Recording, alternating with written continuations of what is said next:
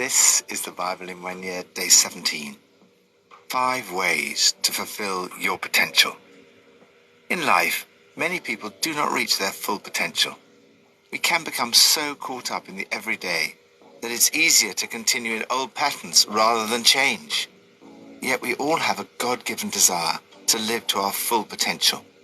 Perhaps you remember this celebrated biography, Solomon Grundy, born on a Monday, christened on Tuesday, married on Wednesday, took ill on Thursday, grew worse on Friday, died on Saturday, buried on Sunday. That was the end of Solomon Grundy. For some people, that just about sums up their life.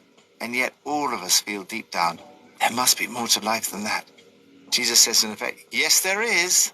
The potential for every human being is great. Jesus wants you to live a highly productive life. He wants you to produce a crop 100, 60, or 30 times what was sown. The minimum is a 30 times multiplication. The key to that potential lies in your relationship with Jesus, a relationship that can be as close as that of a brother or sister or mother. You can live a life of real purpose that can make a difference to the world because of what you receive from him. Your potential is not about being driven by ambition or success. It's about recognizing who you are in God. As you seek him and live your life according to his purposes, you will bear much fruit. The more you begin to fulfill your God-given potential, the more he entrusts to you. He wants you to live a life of abundance.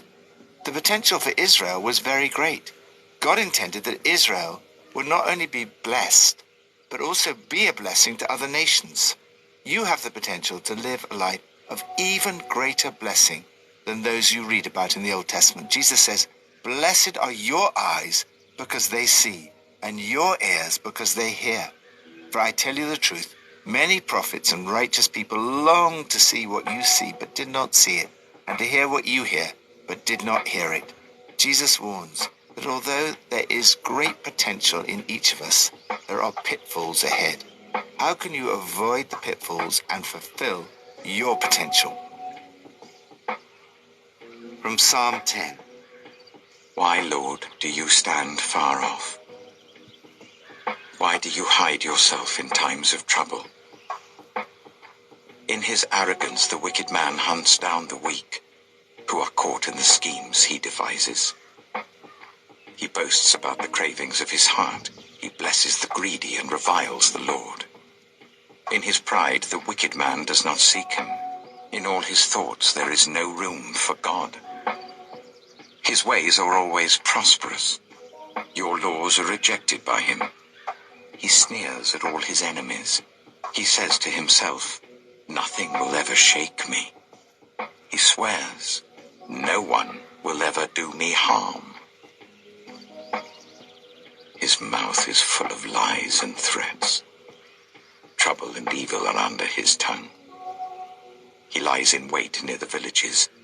From ambush he murders the innocent. His eyes watch in secret for his victims. Like a lion in cover, he lies in wait. He lies in wait to catch the helpless. He catches the helpless and drags them off in his net. His victims are crushed. They collapse. They fall under his strength. He says to himself, "God will never notice." He covers his face and never sees. First, possess humility.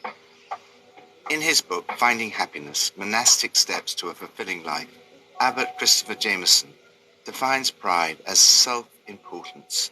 He writes, "Humility is an honest approach to the reality of our own lives and acknowledges that we are not more important than other people." The psalmist goes on a journey from feeling that God is far off in times of trouble to a realization, as we will read tomorrow, that God certainly does see trouble and grief, does listen to the cry of the afflicted, and does defend the fatherless and the oppressed. In fact, it is the wicked who seek to make themselves distant. Your laws are rejected by him. They think of themselves as more important than others, especially the poor, whom they draw into their net and crush. These verses tell us about the pitfall of pride. When things go well, it's tempting to say, nothing will ever shake me. No one will ever do me harm. We can be tempted to feel that we have no need of God.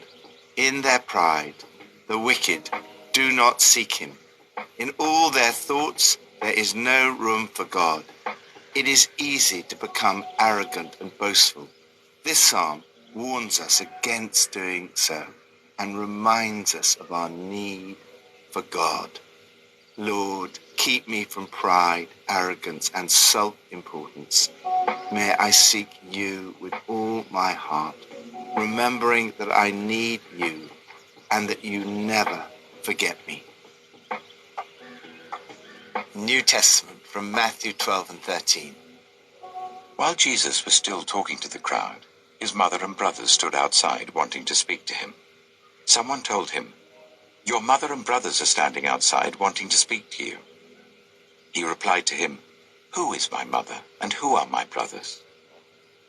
Pointing to his disciples, he said, "Here are my mother and my brothers.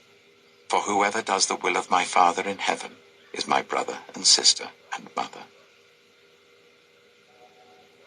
Matthew chapter 13. That same day, Jesus went out of the house and sat by the lake. Such large crowds gathered round him that he got into a boat and sat in it, while all the people stood on the shore. Then he told them many things in parables, saying, "A farmer went out to sow his seed. As he was scattering the seed, some fell along the path, and the birds came and ate it up. Some fell on rocky places, where it did not have much soil. It sprang up quickly because the soil was shallow. But when the sun came up, the plants were scorched and they withered because they had no root. Other seed fell among thorns, which grew up and choked the plants. Still other seed fell on good soil, where it produced a crop 100, 60, or 30 times what was sown. Whoever has ears, let them hear." The disciples came to him and asked, "Why do you speak to the people in parables?" He replied, "Because the knowledge of the secrets of the kingdom of heaven has been given to you, but not to them. Whoever has will be given more, and they will have in abundance. Whoever does not have, even what they have will be taken from them. This is why I speak to them in parables. Though seeing, they do not see. Though hearing, they do not hear or understand. In them is fulfilled the prophecy of Isaiah. You will be ever hearing but never understanding. You will be ever seeing but never perceiving. For this people's heart has become calloused. They hardly hear with their ears, and they have closed their eyes. Otherwise, they might see with their eyes, hear with their ears, understand with their hearts, and turn, and I would heal them. But blessed are your eyes because they see, and your ears because they hear. For truly I tell you, many prophets and righteous people longed to see what you see but did not see it, and to hear what you hear but did not hear it." Second, pursue intimacy. Some dangerous cults have twisted the words of Jesus to teach that becoming a Christian means severing relations with your family. This is not only dangerous, but it's also unbiblical. The fifth commandment is to honor your father and your mother. In the New Testament, we're told that anyone who does not provide for relatives, especially for immediate family members, has denied the faith and is worse than an unbeliever. Yet Jesus shows here that there's something even more important than your relationship with your own family. Your supreme calling is to an intimate relationship with Jesus, doing the will of the Father. Jesus says, "Whoever does the will of my Father in heaven is my brother and sister and mother." His words speak of intimacy, permanence, and acceptance, a relationship at the deepest possible level. You can have this amazing closeness to Jesus. Stay close to him each day, and you will fulfill your potential. Third, put down roots. The highs of spiritual experiences are very important, but if they're not combined with deep spiritual roots, there's a danger of shallowness, which can lead to falling away. Be aware of this pitfall. We can all fall away in our hearts, even while we're doing the right things. Jesus talks about the seed that falls on shallow ground. It springs out quickly but withers because it has no root. Later on, he'll explain that the person who has no roots lasts only a short time because they fall away when trouble or persecution come. Your spiritual roots are the parts of your life that no one else sees. Your secret life with God. This includes your prayers, your giving, and your thought life. If you want to fulfill your potential, make sure you develop deep, strong, and healthy roots in your relationship with God. Fourth, protect your heart. It's so easy for people to be distracted by the busyness of life. Many things can fill your life and push out time for God, church, and other ways in which your spiritual roots could be developed. Again, this is a danger for us all. Jesus warned about thorns that choke the plant. Later on, he explains that the thorns are the worries of this life and the deceitfulness of wealth. Father, thank you that you call me into this intimate relationship with Jesus. Help me to put my roots down deep and to keep my eyes fixed on you. Help me to guard this relationship and never allow other things, even good things, to crowd in and choke my life. Old Testament, from Genesis 34 and 35. Now Dinah, the daughter Leah had borne to Jacob, went out to visit the women of the land. When Shechem, son of Hamor the Hivite, the ruler of that area, saw her, he took her and raped her. His heart was drawn to Dinah, daughter of Jacob. He loved the young woman and spoke tenderly to her. And Shechem said to his father Hamor, "Get me this girl as my wife." When Jacob heard that his daughter Dinah had been defiled, his sons were in the fields with his livestock, so he did nothing about it until they came home. Then Shechem's father Hamor went out to talk with Jacob. Meanwhile, Jacob's sons had come in from the fields as soon as they heard what had happened. They were shocked and furious because Shechem had done an outrageous thing in Israel by sleeping with Jacob's daughter, a thing that should not be done. But Hamor said to them, "My son Shechem has his heart set on your daughter. Please give her to him as his wife. Intermarry with us. Give us your daughters and take our daughters for yourselves. You can settle among us. The land is open to you. Live in it, trade in it, and acquire property in it." Then Shechem said to Dinah's father and brothers, "Let me find favor in your eyes, and I will give you whatever you ask. Make the price for the bride and the gift I am to bring as great as you like, and I'll pay whatever you ask me. Only give me the young woman as my wife." Because their sister Dinah had been defiled, Jacob's sons replied deceitfully as they spoke to Shechem and his father Hamor. They said to them, "We can't do such a thing. We can't give our sister to a man who is not circumcised. That would be a disgrace to us. We will enter into an agreement with you on one condition only, that you become like us by circumcising all your males. Then we will give you our daughters and take your daughters for ourselves. We'll settle among you and become one people with you. But if you will not agree to be circumcised, we'll take our sister and go." Their proposal seemed good to Hamor and his son Shechem. The young man, who was the most honored of all his father's family, lost no time in doing what they said, because he was delighted with Jacob's daughter. So Hamor and his son Shechem went to the gate of their city to speak to the men of their city. "These men are friendly towards us," they said. "Let them live in our land and trade in it. The land has plenty of room for them.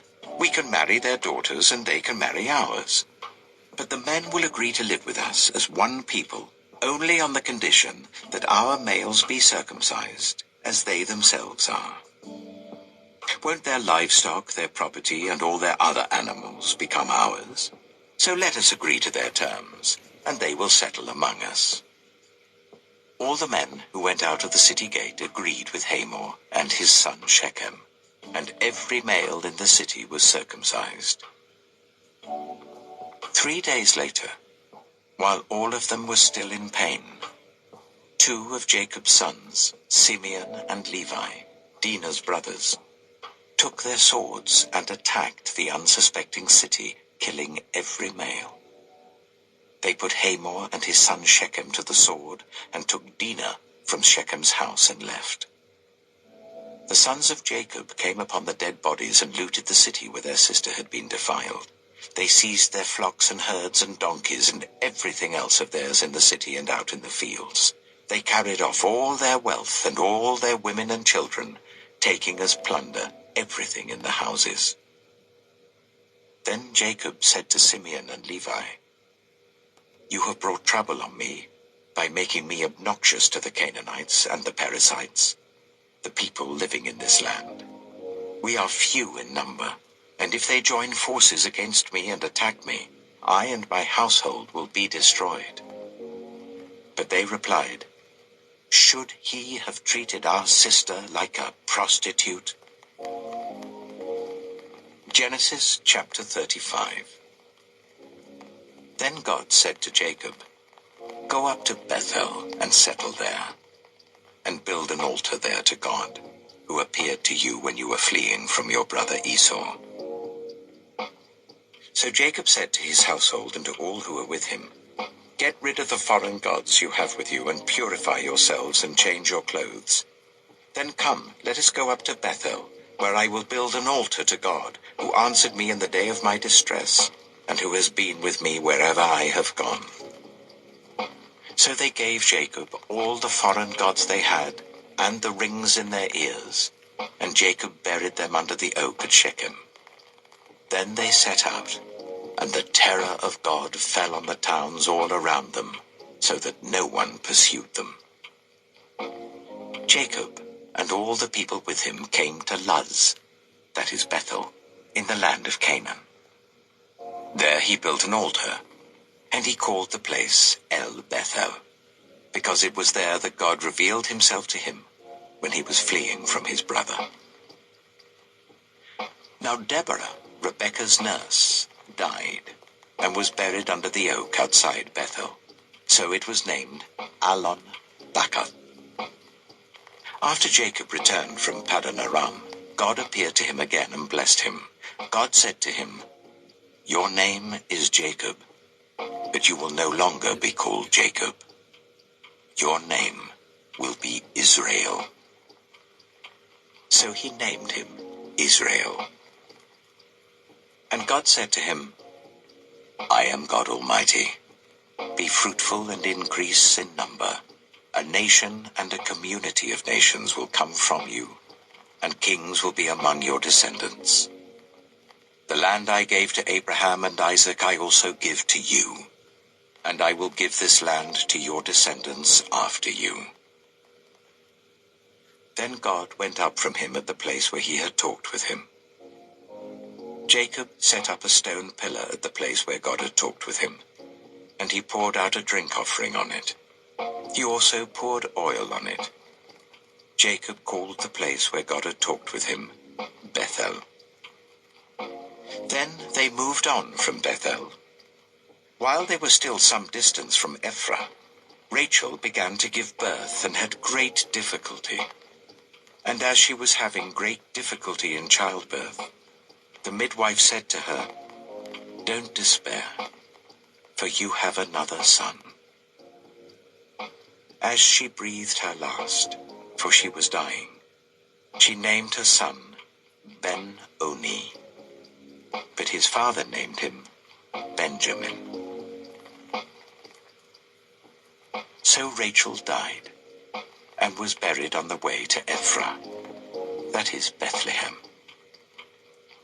Over her tomb Jacob set up a pillar, and to this day that pillar marks Rachel's tomb. Israel moved on again, and pitched his tent beyond Migdal-Eder. While Israel was living in that region, Reuben went in and slept with his father's concubine Bilhah, and Israel heard of it. Jacob had 12 sons. The sons of Leah: Reuben, the firstborn of Jacob; Simeon, Levi, Judah, Issachar, and Zebulun. The sons of Rachel, Joseph and Benjamin. The sons of Rachel's servant Bilhah, Dan and Naphtali. The sons of Leah's servant Zilpah, Gad and Asher. These were the sons of Jacob who were born to him in Paddan Aram. Jacob came home to his father Isaac in Mamre, near Kiriath Arba, that is Hebron, where Abraham and Isaac had stayed. Isaac lived 180 years. Then he breathed his last and died, and was gathered to his people, old and full of years. And his sons Esau and Jacob buried him. Fifth way to fulfill your potential: purify yourself. In this passage, we read a warning of the danger of escalating revenge. One terrible crime, the rape of Dinah, led to another. The retribution was not proportionate. The people of God attacked the unsuspecting city, killing every male. They carried off all their women and children. The result was a disaster. Jacob says, "You have brought trouble on me by making me a stench to the people living in this land. We're few in number, and if they join forces against me and attack me, I and my household will be destroyed." The actions of Simeon and Levi are roundly condemned for their violence, ferocity, and cruelty. Revenge was not just a pitfall for Simeon and Levi, it's a temptation for all of us. When I'm offended, I want revenge. In the Old Testament, retribution was limited by proportionality, life for life, eye for eye, tooth for tooth, and so on. Jesus sets, and by his death and resurrection makes possible, an even higher standard in your relationships today. Forgive and love your enemies. Joyce Meyer, who often speaks of the terrible abuse she suffered as a child, writes, "Have you, like Dinah, ever been an innocent victim? I can assure you that even in the worst circumstances, God gives us grace to forgive so that we can go on with our lives." Jacob said to his household, "Get rid of the foreign gods you have with you and purify yourselves." God appeared to Jacob, renamed Israel, and said, "I am God Almighty. Be fruitful and increase in number. A nation and a community of nations will come from you." The potential is great. As Rick Warren says, in ministry, private purity is the source of public power. This is true for all of us, whether we're operating in the family, the workplace, the community, or the church. If we want to have a powerful impact for Christ in the world, we need to be people of purity. Lord, thank you that the potential for my life is vast. May I produce a crop 30, 60, or even 100 times what was sown. Pippa adds, "Why do you hide yourself in times of trouble?" cries the psalmist. God often seems distant and not there when difficult things happen. Yet in Genesis 35:3, Jacob says, "God who answered me in the day of my distress and who has been with me wherever I have gone." Although sometimes we feel he's not there, he is. God has been with us wherever we've been.